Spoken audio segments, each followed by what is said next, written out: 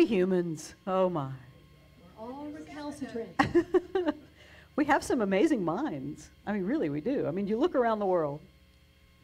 Just look and you find all the proof. We've invented things that seem impossible. I mean, there are really heavy objects that fly through the air and we like get on them and go places. They seem to defy gravity. Our minds, we did that. Telescopes like Hubble and Webb, taking pictures of these faraway galaxies. Computers, there are computers we carry around in our pockets, for Pete's sake. I mean, come on. But best of all, we humans, we invented Netflix. Yeah. Right? Can I get an oh yeah?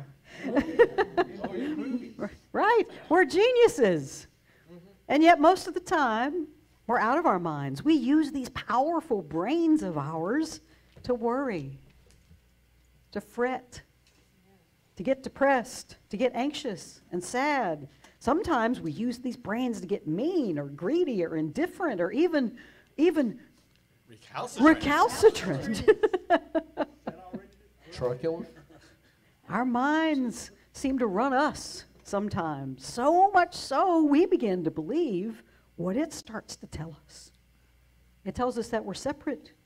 It tells us that we should be suspicious of others or outdo them or undermine their success in some way. These minds of ours, oh, how powerful they are.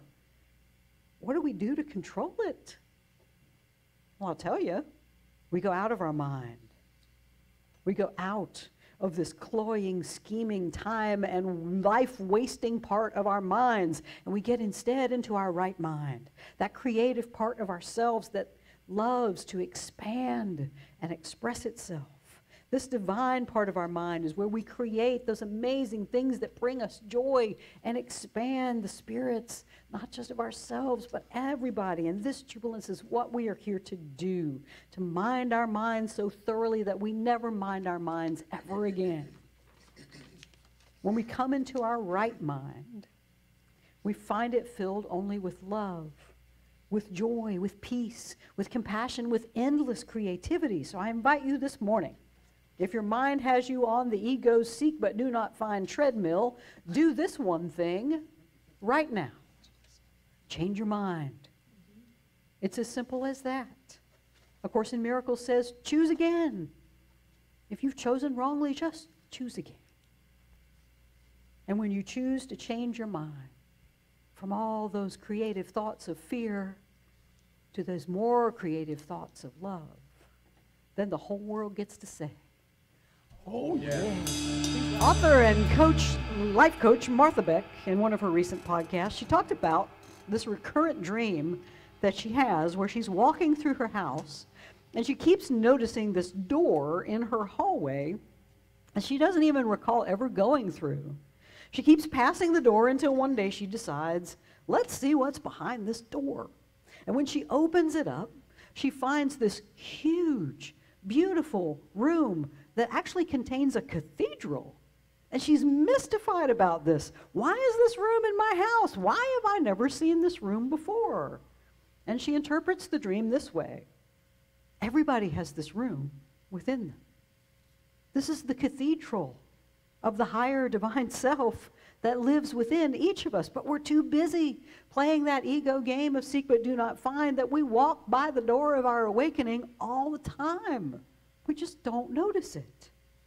To put it another way, she tells this old Sufi story about a wise man who comes across a beggar who's sitting on a box by the road. And the beggar asks the wise man for alms, and the wise man says, I'm poor like you are, so I don't have anything to give you, but may I ask, what's in the box? And the beggar stares blankly at him and says, I don't know. I've been sitting here for years. I don't think about the box. And he said, well, get up, open it. When the beggar does, he finds the box is filled with gold. It's filled with silver and other treasures. He has been sitting on his vast wealth begging the entire time. And Beck says these two stories reveal the secret to minding our mind so we won't mind our mind anymore, because it gives us the key to escape the treadmill of ego seeking and finding and then getting and then still being dissatisfied. So then we start the whole endless loop over and over again. And we never find satisfaction. So to get off the ego's hamster wheel that keeps our minds preoccupied with our feelings of separation and limitation, we need to pay attention to the mundane things in our lives that we think won't help us at all. And that's the spaces between the ego, what the ego deems important in our daily lives. We are built to recognize what comes in through our senses, Beck says, but the part of our being that is this vast cathedral within us is already enlightened. Whatever we see as objects in our lives, she says, keep us from noticing what doesn't look like anything to us, which is the spaces between things. The empty space between your thoughts, or the empty space between falling deeply asleep and waking up. We see the spaces as empty, but in fact they may not be, she says. Your enlightenment is showing up in all of these little inconspicuous places. In the place of non-thought, there's been part of you that has consistently been present that's not afraid of anything. And it does not identify as you. It identifies as love, as consciousness, space, the universe. You don't notice it, she says, because it does not feel like your ego. It feels like life. It feels like no thing. This is the no thing that the Tao Te Ching points to. It's the hub of the wheel that makes it useful. It's that empty space. It's the inside of the jar that makes it useful, not just the outside. The doors, the windows and the doors make the inside of the room useful. Therefore, profit comes from what is there, stuff you can see, but usefulness from what is not there. The space, the emptiness, the cathedral. To begin to mind your mind so you won't mind your mind anymore, it's a matter of focusing on the inside. Not where the profit is, but where the usefulness is. That cathedral within, the treasure in the box you've been sitting on your entire life. And the ego likes to convince us that the world outside of ourselves is where the real action is always taking place. It keeps us so busy, in fact, that we constantly overlook the boring, the obvious, the places inside where enlightenment is hidden. The treasure we're sitting on, the cathedral to the door to the cathedral that we've just never opened. So how many cathedral doors have you walked by in your life? How many boxes of treasure have you rested your butt on without ever bothering to get up and look inside of it? How have you allowed the ego to take over your mind and drive you crazy, running on its endless hamster wheel of seek but do not find? So here's the key to minding your mind so you won't mind your mind anymore, jubilants. Get off your enlightenment and go out of your mind. Breathe deep. Our enlightenment, Beck says, shows up in our areas of our lives that she calls non-thought. That space between our ego moments, when our mind is captured by life's anxieties and challenges, she says, that's the part of ourselves that identifies as love, consciousness, space, the universe. It feels unfamiliar because the space is not our ego. That's the cathedral within. The treasure inside the box where we sit begging for the world's limited resources and our own limitations. That wise man that invites us to get off the box of enlightenment and go out of our ego mind, that is the voice of God that speaks to us in every moment. But we're not in our right mind, so we can't hear it. This is the voice that beckons us to stop passing the door of our inner cathedral on the way to the hovel that the ego insists that we live in. There is a part of our mind, though, according to A Course in Miracles, that is constantly attuned to that holy voice. It is the no thing that Beck talks about, that only identifies as love, consciousness, space, the universe. It is constantly tuned into the radio station called K-God, or WGOD, as we would call it on this side of the Mississippi, if you're familiar with radio station call letters. It's constantly jamming to the holy tunes of enlightenment. It's our choice which part of the mind we listen to. We can tune in to the calm, smooth jazz of the voice for the holy, or we can listen to the wild, loud, and distorted punk rock of the ego mind that, of course, says is a wild illusion, frantic and distraught, but without reality of any kind. So how do we tune out The part of our minds that a course says is constantly distracted, disorganized, and highly uncertain. Well, there are many tools, of course, including meditation, using a mantra, studying and applying tools from A Course in Miracles or other teachings. There's yoga, there's contemplation, journaling, chanting. There's all sorts of things that we can do to tune in to that voice for God. But I want to tell you this morning about a tool I discovered just the other day that could be a good starting place for all of us. It's a game. It's called the Game with Minutes. And it was developed by an evangelical Christian writer named Frank Laubach. Now, don't dismiss the game because of its origin.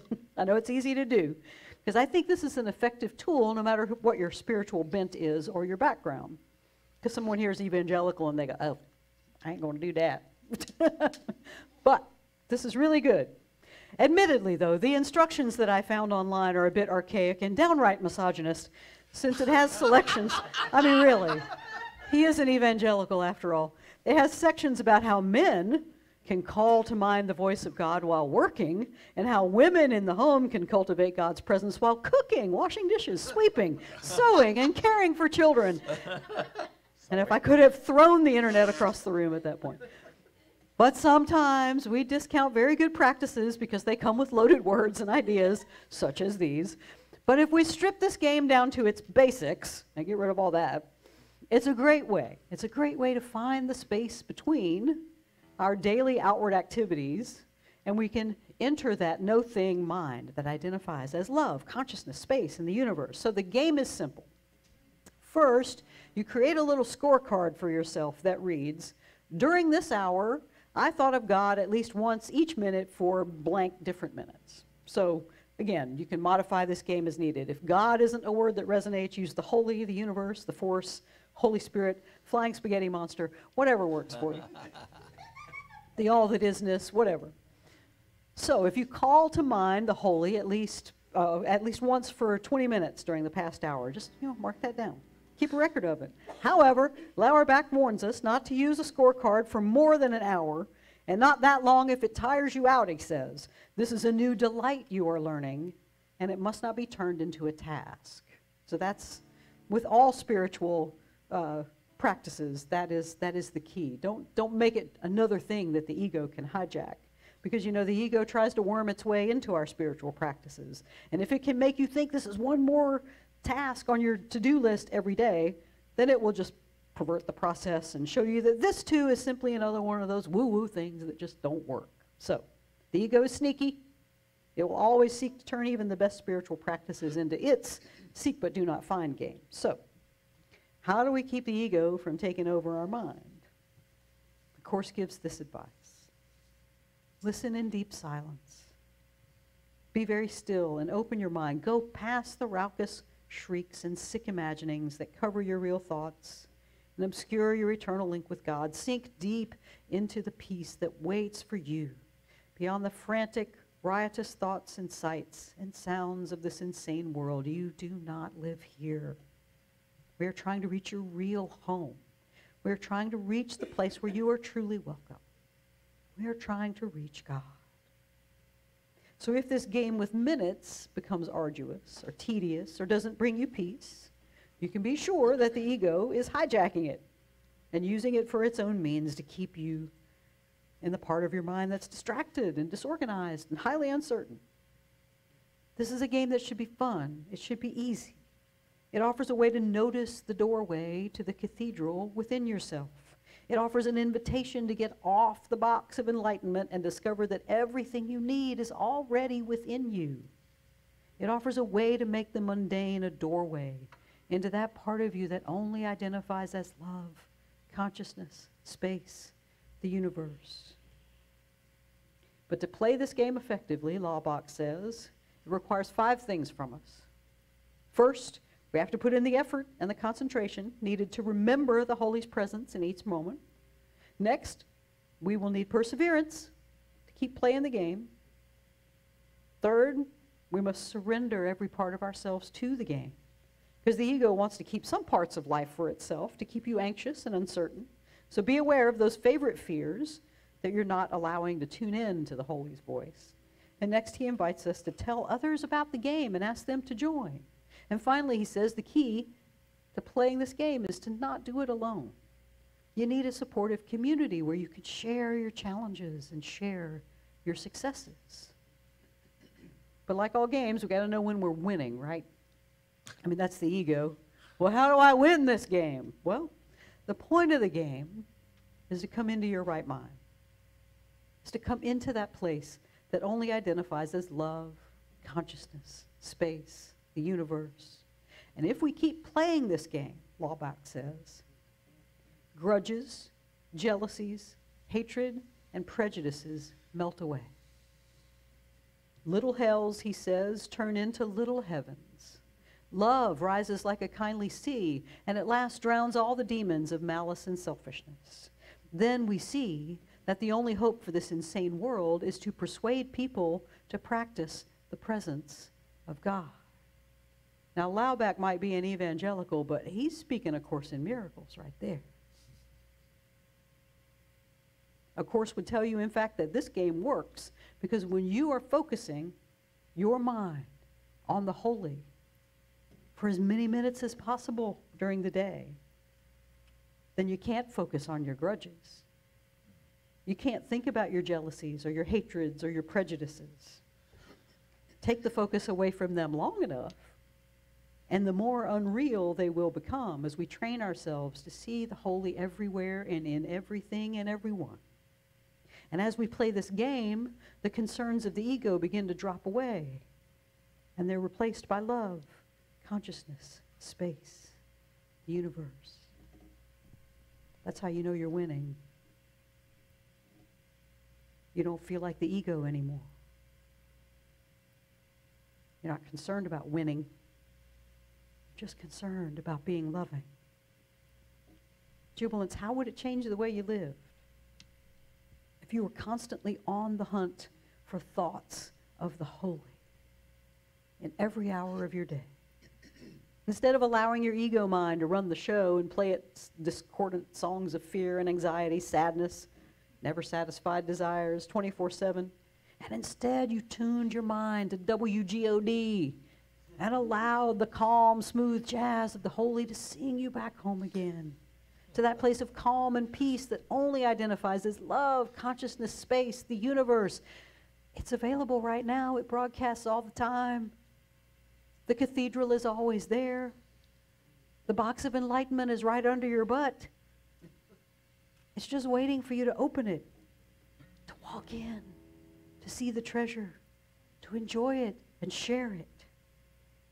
I invite you this morning, Jubilants, get off your enlightenment. Go out of your ego mind. Get into your right mind. And if you mind your mind in this way, Jubilants, you will never mind your mind again. And that will make you say, oh yeah.